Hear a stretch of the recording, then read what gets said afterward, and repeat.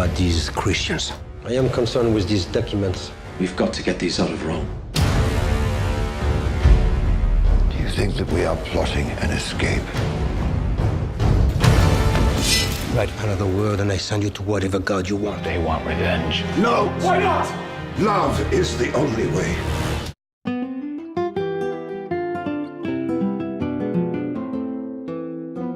네, 목사님 안녕하십니까? 네, 안녕하세요.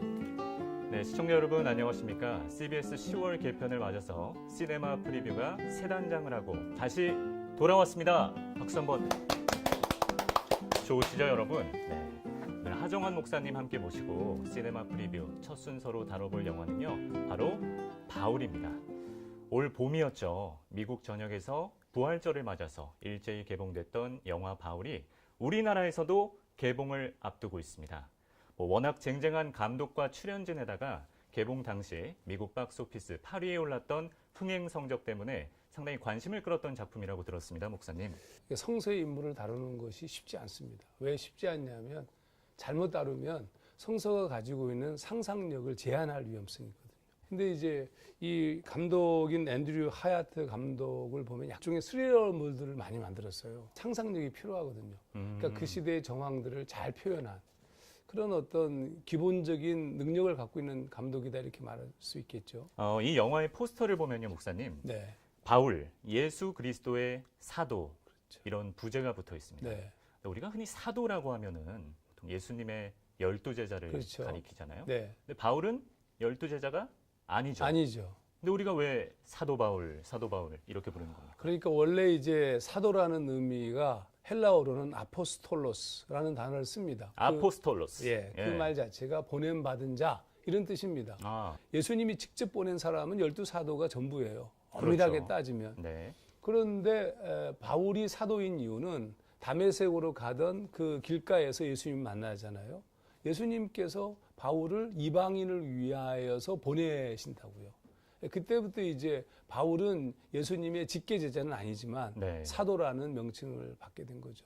그러니까 이번 영화에서도 예수 그리스도의 사도라는 부제가 붙은 데에는 어떤 특별한 의도가 담겨 있다 볼 수 있겠군요. 그렇죠. 그러니까 우리가 이 영화를 보면서 단순하게 성경의 인물로서의 바울에게 매몰되기보다 오늘 이 시대의 또 다른 바울로서 또 다른 보냄받은 사도로서의 위치를 찾을 수 있다면 이 영화는 굉장히 중요한 의미가 있죠. 네.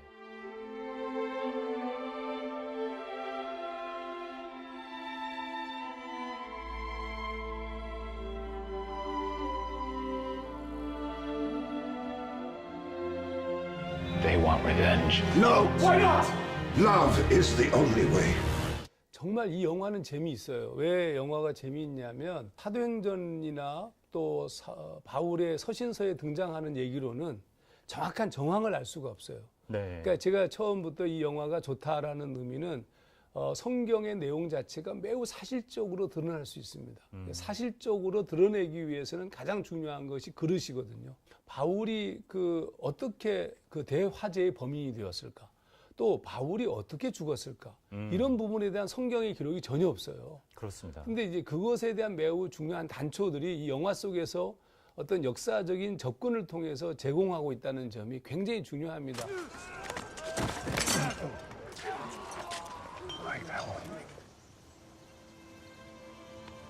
Write it down.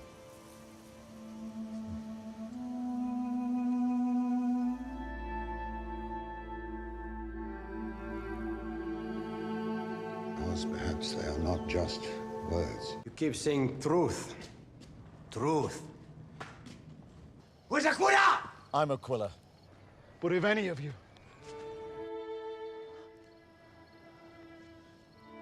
We're the only light left in the city. 바울 외에도 많은 등장인물들이 나오는데요. 그렇죠. 목사님께서는 어떤 인물을 가장 인상적으로 보셨습니까? 뭐 우선 당연히 바울이니까 바울이 중요하지만 네. 제 눈에는 누가가 누가 보더라도 누가가 예, 아재 개그. 쑥 들어왔습니다. 네. 네. 어떤 면이 그러셨어요? 누가의 역할 자체가 등장하는 게 중요합니다. 그러니까 성경에 또 누가와 바울의 관계가 우리가 모르거든요, 잘. 그렇습니까? 안 나옵니다. 그것도? 전혀. 물론 이제 누가가 바울과 동행했다는 것만 알려졌죠. 같이 전도 여행을 가고. 예. 근데 이제 언제부터 전도 여행을 떠났느냐 이것도 모르죠. 그렇군요. 또 얼마만큼 기간이 있었느냐도 모르는데 성경에는 매우 중요한 두 가지 그 어떤 힌트가 있어요. 하나는 감옥에 갇혔을 때 디모데에게 편지를 보내면서 무슨 말을 하냐면 뭐 대마도 세상을 사랑해 떠나고 뭐 등등등 표현하면서 누가만 남았다 이렇게 얘기해요. 누가만 나와 함께 있다. 그러니까 누가는 계속 바울과 함께 있었던 거죠. 그러니까 우리가라는 표현 때문에 아마 누가는 그 두로아에서 분명히 함께 있었을 것이다. 그렇게 본다면 그때부터 3차 전도의 모든 여정에 누가가 그런 의미에서 그 영화 속에서 누가에 대한 설명은 상당히 설득력이 있는 거죠. 네.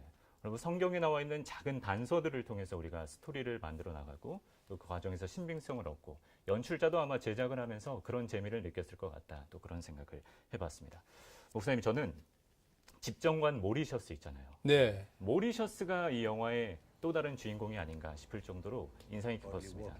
비중이 워낙 크기도 했지만 뭐랄까요? 가장 사회적으로, 네. 인간 내적으로, 또 가장으로서의 역할, 그런 면에서 좀 고민이 많아 보였고, 그런 면에서 뭐 저를 포함한 우리가 주변에서 흔히 볼 수 있는 사람들과 크게 다르지 않다. 네. 저는 좀 몰입을 해서 봤거든요.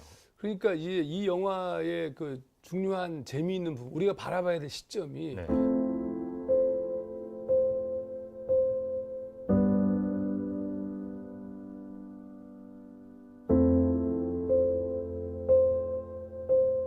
네, 오늘 시네마 프리뷰 첫 시간으로 영화 바울을 소개해드렸습니다. 극장을 찾으셔서 볼 수 있기를 강추해드리도록 하겠습니다. 또 CBS 시네마 홈페이지에 들어가시면 굉장히 착한 영화들이 많이 준비되어 있으니까요. 같이 나눌 수 있었으면 좋겠습니다.